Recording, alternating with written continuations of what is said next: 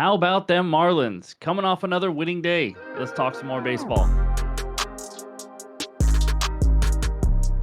What's going on, everyone? Welcome back in to another episode for Just a Bet Outside. I am your host, Steven, and we're back with some more MLB talk. Like you guys heard, 3-2 day, hitting a big underdog in the Marlins. The fish came through. Anytime you can be profitable early in the season, you take it, and we've had a nice little run here. So we'll go over the recap in just a little bit, but quick reminder, NBA Best Bets video is going to be out after this one for the Thursday slate, so be sure to check it out. But of course, as you guys know, any graphics you see in this video or future videos are from an app called OUTLIER. It is the best betting research tool on the market today. I've had a lot of people ask, think about going and all that. If you want to be a profitable long-term bettor, this is a no-brainer. And it's not a ton of money, just like some other apps are. But if you just want to try it out, click the link below. You get a 7-day free trial. So let's get into it. And that means it's MLB fun fact time. This one's kind of crazy. Here we go. Only one team in the history of Major League Baseball, or only one time in the history of Major League Baseball, have all 15 home teams won on the same day. That's right. So a full slate, only one time has it happened where all the home teams won. It was August 11th, 2015. The closest was 12 of 15 home teams on May 3rd or May 23rd, 1914. You guys remember that? That was a wild day. Anyways, in this video, we're going to recap yesterday, and then we're going to go over the good and bad hitter matchups. And then it has finally arrived. We're going to talk who's on fire. That's right, hitters that are absolutely scorching hot. And then we're going to talk the pitcher report and then finish it with the best bets and the bets recap on this small 6-game slate. If you haven't already, hit that like button. It really helped the channel. Hit and leave a comment if you have any time at all. If you're new to the channel, hit that subscribe button. We are on our way to 40,000 subscribers. Love the journey. Appreciate all the support every single day. But let's get it started. And that means it's recap time. All right, there it is, a 3-2 day, and we start out with the Reds team total over 1.5 in the first 5 innings. First 2 innings didn't look good, and then Justin Verlander, like I said, he might be the guy to fade this year. They easily got it done. They scored 5 runs, I believe. Reds just went crazy. Marlins on the money line. Was this a freaking fun one to start out with, or what? I mean, this is awesome. Plus 185. They win it 5-0. The Mets offense continues to stink up the joint. Kevin Gausman under 5.5 Ks. This was a horrendous read. He had 0 strikeouts last outing. He had 10 this time. I mean, this should have been a ladder, not an under. I don't know what I was thinking. Gausman is now on my list of guys I have no idea what to expect from this year.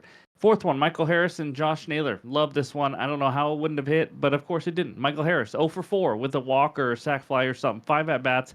Could not get it done. I cooled him off. Josh Naylor got the job done, but either way, Mariners team total under 1.5 first 5 innings. Not even a sweat. My Mariners are horrendous. Although they scored 7 in the last 2 innings out of nowhere to win 7-6. It was crazy, but still, cash that bet. 3-2 on the day. Game bets now in the positive, 0.3. As you can see, we break it down with pitcher props, hitter props. Nothing's too terrible or too great, honestly. It's kind of been right around even, but we are now in the positive. As you guys know, we've only been doing half-unit bets so far this season. We will start mixing in some one-unit plays here pretty soon. But 31-26, up 0.54 units on the season. So that's what we got for the recap. Now let's talk the hitter matchups. All right, we got 12 good hitter matchups for you today, starting with Alex Bregman against Basset Hound, 8 for 24 with 3 extra base hits. And then also we got Salvador Perez, 7 for 19 with a couple of bombs. But right in between those two, how about Ty France, the ex-Mariner, 10 for 20 with 5 extra base hits off of Michael Waka Waka. And then we got another Kansas City Royal, Bobby Witt, 9 for 19 off Bailey O'Bear. And so on and so on. Rafael Devers, how about 7 for 14 off of Basset Hound? So some success by Boston hitters, as you see. Willie Abreu, also 4 for 10 versus Bassett. So there's all the good hitter matchups. Hopefully these have been helping you guys get some winners. And now let's take a look at the bad hitters. Only 4 matchups here. MJ Melendez, who seems to find himself on here every single day. 3 for 18, 5 Ks. And then Matt Olson, 6 Ks, not doing well against Jesus Luzardo, who had a great outing against the Dodgers last time out. And then Correa, 5 Ks, 1 for 13. And William Contreras, not Wilson, 2 for 13 with 6 Ks off of Feltner. So that's what we got for the hitter matchups. And now it's time to talk. Who's on fire? All right, here it is. The hottest hitters in Major League Baseball the last 7 days. The first time we have done this season. And again, we're probably going to do this like every single week, once a week. But anything in green that means that player is leading in that category in the last 7 days. You have to have had 18 or more ABs and a 330 average or higher. So Alex Bregman leading the league, 10 RBIs, not too shabby on his new team, hitting 385. You see Corbin Carroll there tied with the lead at 3 home runs, along with Trent Grisham. He is crushing the ball, and it's surprising. But remember Devers when he struggled? Well, now in the last 7 days, he's hitting 409 with 7 ribbies. He has figured it out. And then we got Paul Goldschmidt hitting 500 and Luis Arias 524. Not too bad at all. And Jackson Churio, after a terrible first game of the season, 333, 2 home runs, 7 ribbies, playing like he did last year. And then there's all the rest of the guys. Jacob Wilson, obviously a little bit of a surprise there. But that's page one. Now let's take a look at page two.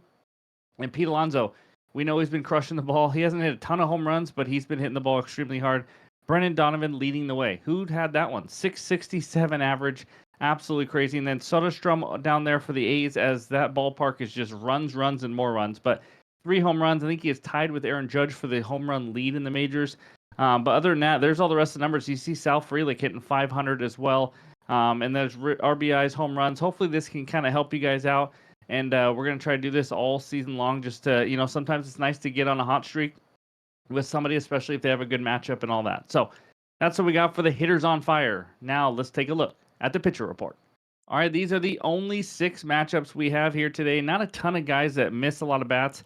As you can see on the bottom, those are all the averages. All these stats are last year still, but 21.8% is the K percentage average.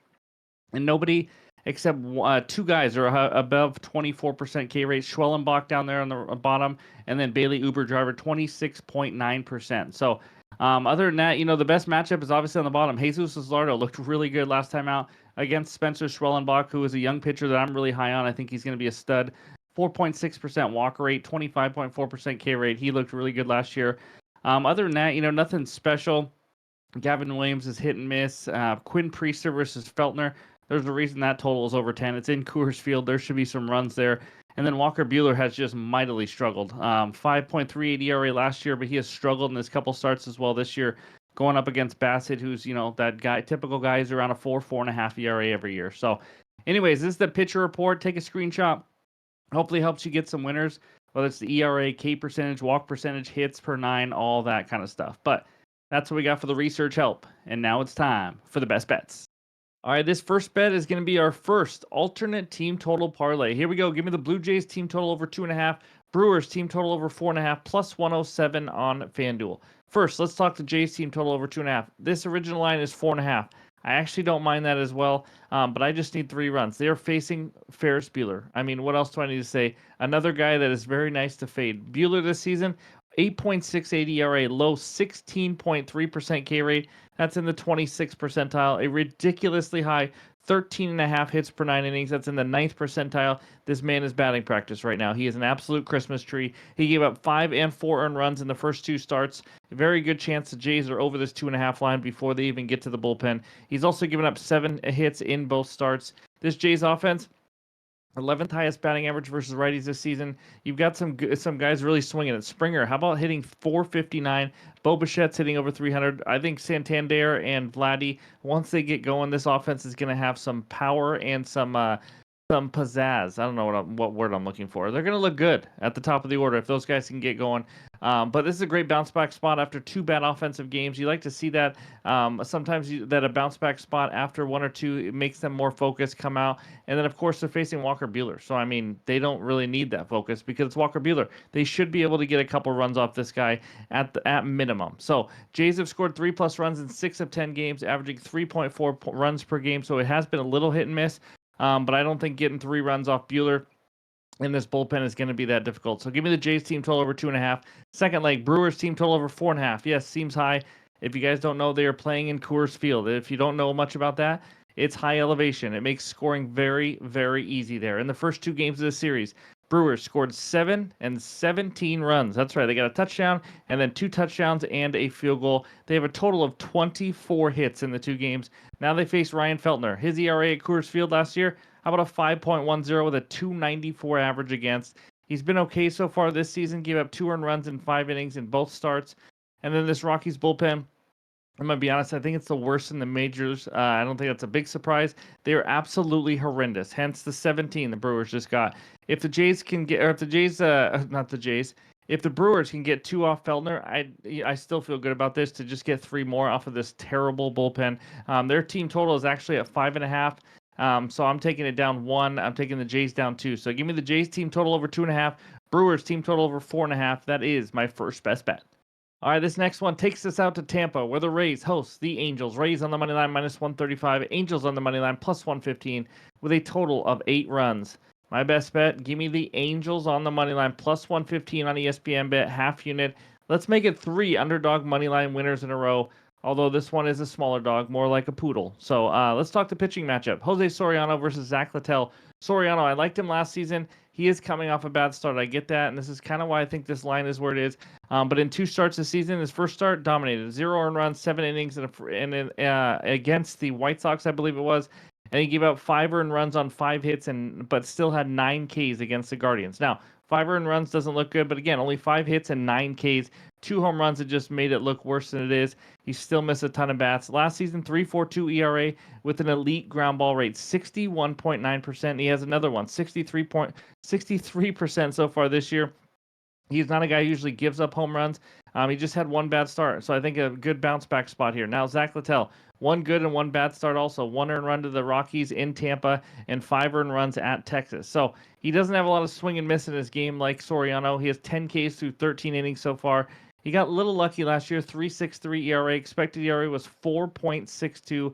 Average ground ball rate, just kind of an average pitcher, to be honest with you. He does have great command, though. Does not walk many hitters. Now, offenses, both have been better than expected. Rays just don't look great to me. I don't know if there's really a huge advantage one way or the other, but they've scored 4 less runs now in 5 straight games until they scored 5 last night. Been a bit lucky with the 4th highest BABIP, that's batting average on balls in play. I just haven't loved their at-bats, at least from what I've watched. Angels, they've had 3 or 4 really good hitters, and some of the rest of their lineup has been struggling, but this Kyron Paris guy is hitting 429 with 3 bombs. He's absolutely raking. And then Mike Trout, in my opinion, due to breakout, you've seen some signs of it the last few games. Logan O'Hoppe is hitting 367. They got some good pieces here. Overall, I think this is like a pick 'em. This should be like minus 110 for both teams maybe to win this game. I think it's going to come down to the wire. So I just think the value's there. Give me the Angels on the money line at plus 115. That is my second best bet. And I'm still waiting for props, so it's just going to be those 2 best bets so far. But we're not quite done. Let's talk a couple leans. All right, before we get out of here, let's talk a couple leans. Again, these are not official bets. I have not placed these yet. Maybe you see it on the card tomorrow. But let's talk a couple props. So first one, Jesus Luzardo. I cannot talk at all tonight, guys. Luzardo over 5.5 Ks. This is just getting a little too juicy. Maybe you can add a juice reducer to it, but minus 150, minus 160 is just too much for me. But he has 8 and 11 Ks in 2 games versus the Dodgers and the Nationals. He absolutely dominated. He's looked really good so far, only allowing 2 earned runs and 7 hits total in 12 innings so far. Facing the Braves, just 22nd in K rate versus lefties, but that's kind of baked into this low line of 5.5. Braves are really struggling. Other than Ks, they're hitting 155 off lefties, 25th in WRC plus, really struggling, which could lead to Luzardo going deeper into the game, which means more K opportunities, obviously. So I like Luzardo for 6 plus. Second one, Rafael Devers over 1.5 bases or over 1.5 HRRs. That's hits, runs, and RBIs. You saw the numbers already. Well, at least those who do not fast forward through all that help. But he is heating up. He is 7 for his last 4, or 7 for 14 off of Chris Bassett with 5 extra base hits and 3 home runs. He has 2+ bases in every single, or all 5 last games he's faced Chris Bassett. He's a hot bat facing a guy he absolutely owns. I think he's hitting 400 or higher than that in the last 7 games, like we saw in Who's on Fire. So you could go over 1.5 bases, maybe a part of a hit parlay, or just go over 1.5 HRs, whatever you want. But Devers is the guy I am eyeing for today. So those are my 2 leans, my 2 best bets, and all the research help. Now, before we get out of here, let's check out that recap. All right, there it is. Just the 2 best bets so far. More will be coming in the morning. Blue Jays team total over 2.5 and Brewers team total over 4.5. That's an alt line parlay, a half unit plus 107, and the Angels money line plus 115 on ESPN bet for another half unit. 2+ monies. Let's get some winners. But thank you guys for watching. As always, if you haven't already hit that like button, I would appreciate it. But hope you have a great Thursday, and we'll talk to you soon.